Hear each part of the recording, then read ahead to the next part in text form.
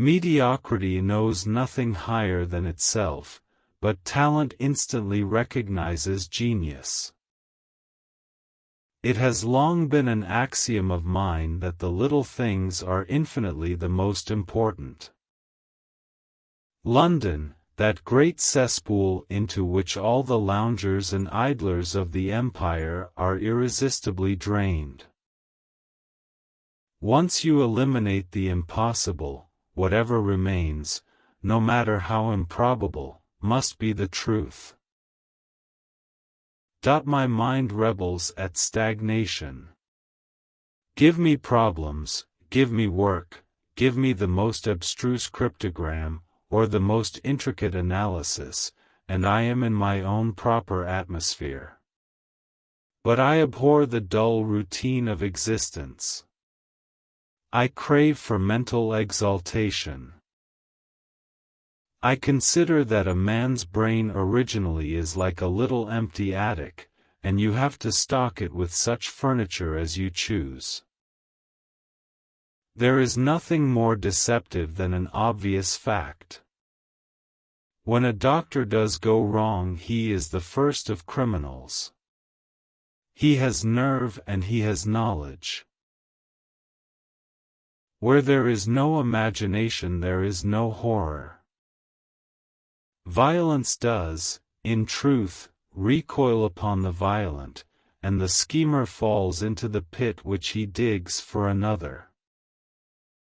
Our ideas must be as broad as nature if they are to interpret nature.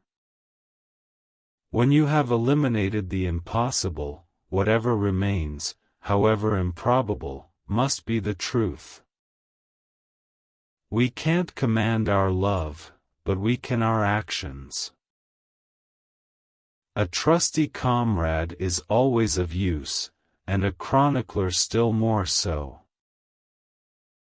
For strange effects and extraordinary combinations we must go to life itself, which is always far more daring than any effort of the imagination. I never guess. It is a shocking habit destructive to the logical faculty.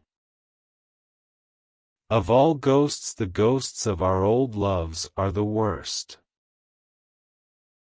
A client is to me a mere unit, a factor in a problem. It is a capital mistake to theorize before one has data. As a rule, said Holmes, the more bizarre a thing is the less mysterious it proves to be. It is your commonplace, featureless crimes which are really puzzling, just as a commonplace face is the most difficult to identify. I have seen too much not to know that the impression of a woman may be more valuable than the conclusion of an analytical reasoner. The lowest and vilest alleys of London do not present a more dreadful record of sin than does the smiling and beautiful countryside. Nothing clears up a case so much as stating it to another person. A man should keep his little brain attic stocked with all the furniture that he is likely to use, and the rest he can put away in the lumber room of his library, where he can get it if he wants it. Any truth is better than indefinite doubt. It is an old maxim of mine that when you have excluded the impossible, whatever remains, however improbable, must be the truth. Depend upon it, there comes a time when for every addition of knowledge you forget something that you knew before.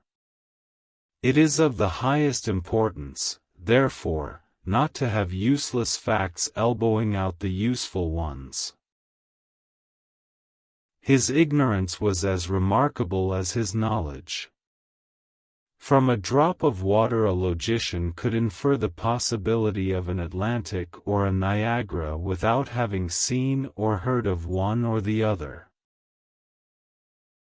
The most difficult crime to track is the one which is purposeless.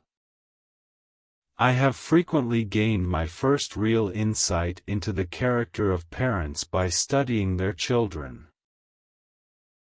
Sir Walter, with his 61 years of life, although he never wrote a novel until he was over 40, had, fortunately for the world, a longer working career than most of his brethren.